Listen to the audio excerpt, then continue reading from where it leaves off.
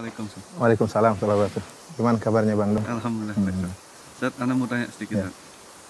Bukankah orang yang ikhlas itu Ustaz adalah orang yang berbahagia hidupnya? Iya, benar. Lalu apakah bisa kita katakan sebaliknya Ustaz, orang yang riya itu dikatakan dia menderita gitu Ustaz? Iya benar, orang yang ria adalah orang yang menderita. Adapun orang yang ikhlas adalah orang yang berbahagia. Kenapa? Karena orang yang ikhlas, perhatian dia adalah bagaimana penilaian Allah terhadap dia. Dan tatkala dia berbuat amal soleh dan dia tahu Allah mengetahui amalannya, sudah cukup bagi dia. Allah mengetahui, dia akan bahagia. Berbeda dengan orang yang ria, dia sibuk dengan memperhatikan komentar orang lain. Oleh karena di antara definisi ikhlas yang disebutkan oleh para ulama adalah nisyanu ru'yatil khalq bidawamin nazar ilal khaliq. Yaitu seorang melupakan pandangan manusia, melupakan komentar manusia. Kenapa? Karena dia senantiasa sibuk ingin mengetahui bagaimana komentar Allah tentang dirinya. Dan tatkala dia sudah tahu bahwasanya Allah mengetahui dia beramal soleh, maka dia akan bahagia. Dia tidak pedulikan dengan komentar orang lain. Orang yang ria, dia sibuk. Kenapa tiap hari bagaimana komentar orang, bagaimana pujian orang, bagaimana celaan orang. Dia senantiasa mengikuti ya komentar-komentar orang lain. Orang seperti ini akan senantiasa gelisah dan tidak bahagia. Penderitaan itu seperti apa Ustaz? Artinya penderitaan di dunia bagaimana dan di akhirat nanti bagaimana? Iya benar, orang yang ria dia akan menderita di dunia sebelum menderita di akhirat. Adapun menderita di dunia, sebagaimana dijelaskan oleh sebagian ulama, orang yang ria akan menderita sebelum dia beramal soleh, kemudian dia menderita tatkala sedang beramal soleh, dan dia menderita pula tatkala sedang dan setelah selesai beramal soleh. Sebelum beramal soleh dia akan sibuk bagaimana mempersiapkan amalan dia agar dilihat oleh banyak orang. Ya. Dia mempersiapkan. Jika dia seorang dai maka dia sibuk bagaimana bisa menyampaikan dengan baik. Bagaimana sound systemnya bisa dengan baik, bagaimana bisa menghadirkan banyak orang. Ya, dia sibuk. Orang yang bersedekah pun demikian. Dia ingin atur bagaimana agar tatkala dia bersedekah diketahui oleh banyak orang. Sehingga sebelum dia beramal soleh dia sudah gelisah. Kemudian tatkala dia sedang beramal soleh pun dia gelisah. Dia lihat apakah orang-orang sedang hadir memperhatikan dia. Seorang dai yang ria, dia lihat apakah yang hadir banyak atau tidak. Kalau ternyata yang hadir cuma sedikit, maka dia gelisah. Kenapa? Pujiannya apa yang diharapkan dari sedikit orang ini. Tetapi tatkala yang hadir banyak, maka dia bahagia. Sehingga dia pun gelisah seperti ini. Orang yang sedang umroh kemudian ingin ria, maka dia sibuk tatkala sedang melaksanakan umroh, ingin difoto di sini, ingin foto di sana, ingin berpose di hadapan Ka'bah, ingin berpose tatkala sedang sa'i di Safa dan Marwah. Ya, demikian juga orang sedang berhajian, sedang ingin berpose di padang Arafah, sedang bergaya berdoa di foto. Dia sibuk tatkala sedang beramal soleh dan dia gelisah. Allah berikan dia kegelisahan. Terlebih lagi tatkala selesai dia beramal soleh. Kenapa? Dia menantikan pujian orang. Kapan dia dipuji? Dia sudah berusaha dan dia sudah berkorban. Yang berdakwah dia sudah sibuk menyiapkan materi, dia sudah berceramah dengan letihnya, dia sudah berjalan ke tempat yang jauh, yang dermawan, dia sudah mengorbankan uangnya, sudah menyumbangkan uangnya. Sekarang tinggal tunggu tujuan dia itu kapan dia dipuji. Jika tidak ada yang muji dia, maka dia sangat menderita. Kenapa tujuan dia tidak tercapai? Kemudian jika ada yang muji dia pun belum tentu dia bahagia. Kenapa? Terkadang seorang muji dia tidak sesuai dengan harapan dia. Ya, tatkala dia beri sumbangan kepada seorang yang miskin. Orang yang miskin ini tidak pandai memuji. Dia mengatakan, "Terima kasih, Pak." Bagi dia pujian terima kasih ini kurang. Seharusnya orang miskin tadi mengatakan, "Terima kasih, Pak. Sungguhnya ini adalah bantuan yang paling besar. Kalau tidak ada bantuan ini saya akan meninggal dunia, Pak." Dia ingin seperti itu, dipuji diangkat setinggi langit. Tapi ternyata orang yang dibantu tidak pandai memuji, maka dia pun gelisah. Dia sedih ternyata pujiannya seperti itu. Ya, oleh karenanya sebagian ulama menyebutkan kisah tentang seorang yang sedang sholat. Ya, seorang sedang sholat, kemudian tatkala dia sedang sholat, ada dua orang di sampingnya sedang ngobrol-ngobrol.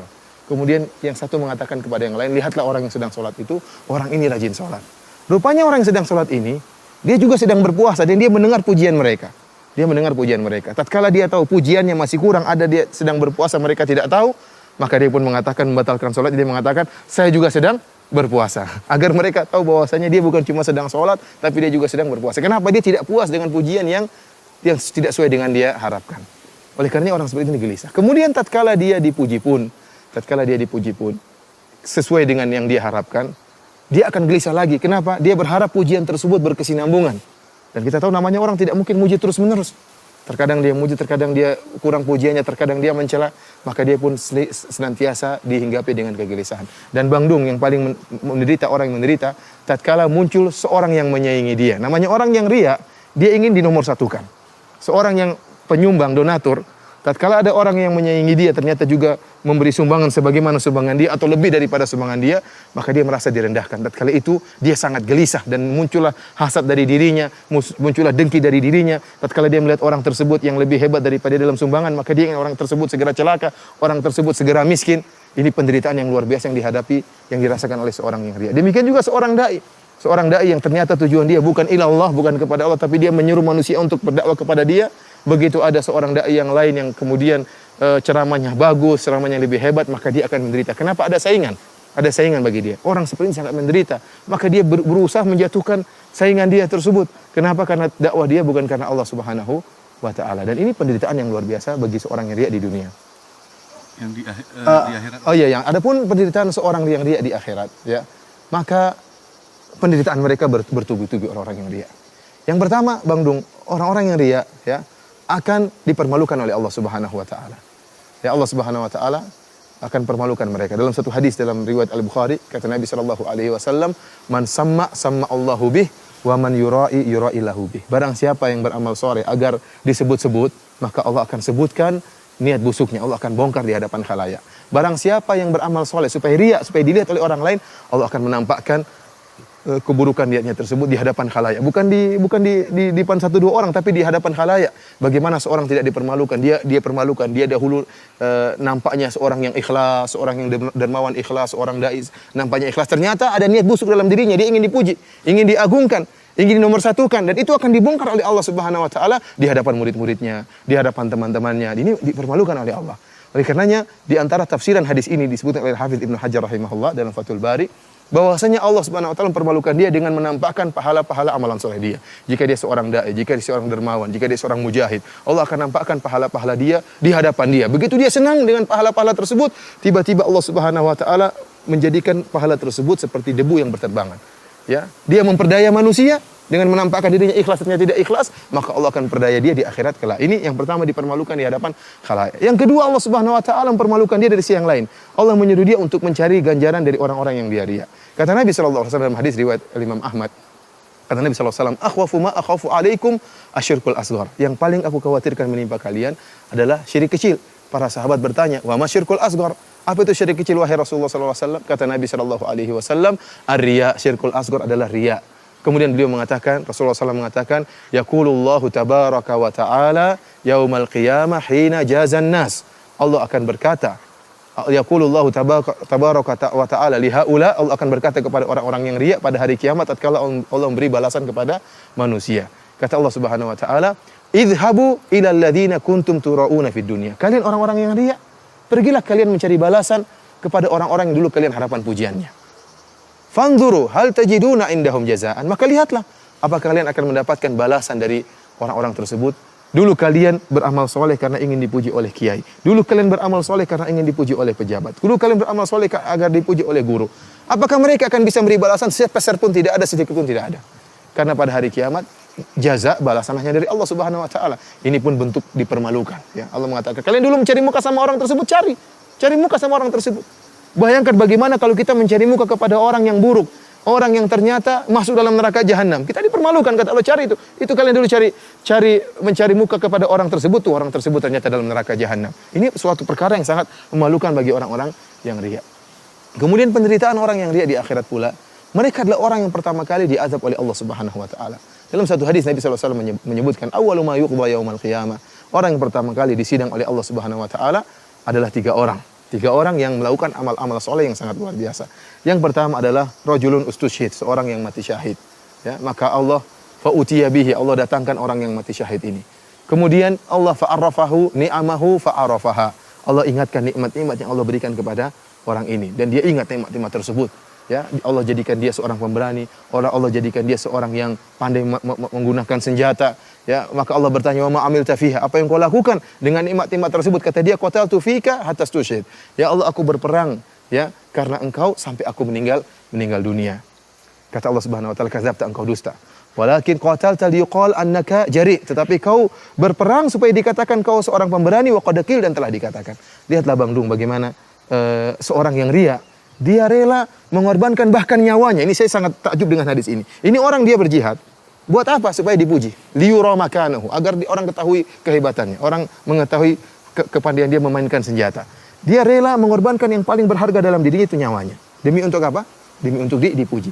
Kemudian dia dipujinya bukan sekarang, setelah meninggal dunia baru dipuji. Apa yang dia dapatkan dari pujian tersebut sudah meninggal dunia. Namun bagi dia tidak jadi masalah dipuji tatkala masih hidup ataukah setelah meninggal dunia, yang penting dia dipuji. Oleh karena Syekhul Islam Ibnu Taimiyah rahimahullah menamakan penyakit seperti ini penyakit riya syahwatun khafiyah. Syahwat, orang ingin pujian itu syahwat. Sebagaimana orang yang lapar punya syahwat terhadap makanan. Seorang laki punya syahwat terhadap wanita yang cantik. Orang yang riya juga punya syahwat ingin dipuji. Maka dia mengorbankan segala sesuatu, yang penting dia memuaskan syahwatnya tadi. Yang penting dia dipuji. Seorang mujahid bahkan mengorbankan nyawanya. Ya. Orang yang dermawan mengorbankan hartanya. Yang penting apa? Dipuji. Maka orang yang mujahid tersebut, kata Allah, kadzabta, engkau dusta, tetapi engkau berperang supaya dikatakan engkau pemberani, wa qad qil, dan telah dikatakan. Keinginanmu untuk dipanggil sebagai pemberani dikabulkan oleh Allah Subhanahu wa taala di dunia. Ini juga dalil bahwasanya pujian orang, tunduknya orang kepada kita, sanjungan orang kepada kita bukan dalil bahwasanya kita selamat. Bisa jadi kita diazab oleh Allah Subhanahu wa taala. Ini yang pertama. Yang kedua, Bang Dung, adalah kata Nabi sallallahu alaihi wasallam, rajulun ta'allamal ilma wa 'allamahu wa qara'al Qur'an. Seorang yang belajar ilmu. Yang kedua adalah ustaz atau kiai yang dia belajar ilmu. Namun niatnya bukan karena Allah Subhanahu wa taala. Bayangkan seorang untuk menjadi ustaz, luar biasa pengorbanan. Dia harus belajar, harus bangun malam, kemudian harus menghafal Al-Quran, harus menghafal hadis-hadis Nabi SAW, harus menghabiskan waktu banyak untuk membaca buku-buku para ulama, kemudian dia kemas dalam suatu ceramah yang indah. Ternyata niatnya bukan karena Allah Subhanahu wa taala supaya ingin dipuji. Ya. Dia bukan menyeru kepada Allah, tapi menyeru kepada dirinya. Ya, buktinya kalau ada orang dai yang lebih bagus atau dai yang menjadi saingan dia, maka dia pun benci. Kenapa orang-orang mulai pergi ke dai yang lain? Seharusnya dia bahagia kalau ada dai yang lain.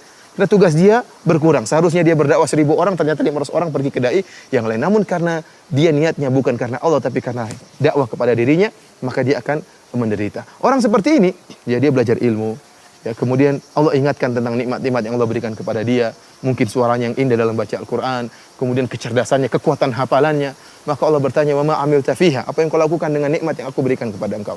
Kata dia, ta'allamtul ilma wa qara'tu fikal Qur'an. Aku belajar ilmu ya Allah, dan aku baca Al-Quran karena engkau ya Allah. Kata Allah, kadzabta, engkau dusta, tetapi engkau mengajarkan Al-Quran liuqal annaka qari', supaya dikatakan engkau adalah ahli baca Quran, wa qad qil, dan telah dikatakan. Tsumma umira bihi fasuhiba ala wajhi hatta ulqiya finnar. Maka Allah merintahkan para malaikat untuk menggeret orang ini di atas wajahnya, kemudian dilemparkan dalam neraka jahanam. Ini yang kedua. Yang ketiga, Bang Dung, yang disiksa pertama kali pada hari kiamat adalah seorang yang dermawan. Kita tahu dermawan adalah ibadah yang sangat mulia, membantu orang lain. Maka rajulun, kata Nabi SAW, rajulun atahullahu min asnafil mali kullihi. Seorang yang Allah berikan segala bentuk jenis harta pada dia. Sawah ladang dia punya, tanah banyak dia punya, rumah mewah dia punya, istana dia punya, mobil mewah dia punya. Allah bertanya, wa ma'amilta fiha? Apa yang kau lakukan dengan nikmat-nikmat tersebut? Kata dia, ma min sabilin tuhibbu an yunfaqa fiha illa anfaqtu fiha. Ya Allah, tidak ada satu jalan kebaikan yang kau suka aku berinfak di jalan tersebut, kecuali aku akan infakkan. Artinya apa, Bang Dung? Ada anak yatim yang minta, saya bantu. Ada orang ingin bangun pondok, saya bantu. Ada orang ingin bangun masjid, saya bantu. Ya Allah, orang ingin dakwah, saya bantu. Semua jalan kebaikan saya bantu. Karena engkau ya Allah. Kata Allah, kadzabta, engkau dusta, tetapi engkau melakukannya liuqal annaka jawad, tetapi engkau melakukannya supaya dikatakan engkau dermawan, wa qad qil, dan telah dikatakan. Niatmu untuk dikatakan sebagai dermawan dikabulkan oleh Allah. Kau dapat bagian di dunia, tapi di akhirat tidak dapat apa-apa. Maka Allah merintahkan malaikat untuk melemparkan orang ini dalam neraka jahanam. Oleh karenanya, Bang Dung, orang yang riya, dia adalah orang yang mencelakakan dirinya sendiri. Dia menderita di dunia, terlebih-lebih lagi menderita di akhirat. Tidak ada jalan keluar dari hal ini kecuali seorang melatih dirinya untuk ikhlas kepada Allah Subhanahu wa taala, menjadikan pahala atau amalan dia semata-mata hanya karena Allah Subhanahu wa taala. Jazakallah khairan karena sudah paham apa yang antum sampaikan. Ya, semoga Allah Subhanahu wa taala menjauhkan kita dari penyakit riya dan menjadikan kita orang-orang yang ikhlas. Assalamualaikum warahmatullahi wabarakatuh.